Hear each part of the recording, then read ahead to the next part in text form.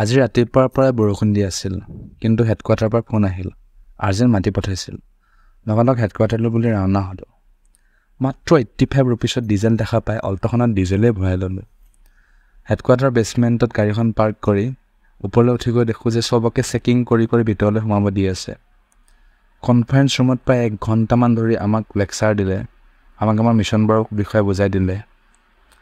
হেডকোৱাৰ্টাৰৰ পৰা উপহাৰ স্বৰূপে ৰাজস্থানৰ পৰা অনা কেকটাছ এডাল পঠাই দিলে। হেডকোৱাৰ্টাৰৰ পৰা পোৱা ইনফৰ্মেশ্যন মতেই শত্ৰুপক্ষৰ ইনফৰ্মেশ্যন বিচাৰি মই লুকাই থাকিলোঁ। শেষত ধৰাও পেলালোঁ। বুলবুলি হাজৰিকাৰ পৰা পোৱা ইনফৰ্মেশ্যন মতে কোনোবাই হেনো আমাৰ অসমৰ পৰা মেৰিগ'ল্ড বিস্কুট চাইবেৰিয়ালৈ তস্কৰি কৰি আছে। কোনোমতে মই মালখিনি জব্দ কৰিলোঁ। শেষত কোনোমতে বৰদৈ চিলাৰ পৰা বাচি আহি ডুবাইত উপস্থিত হ'লোঁ।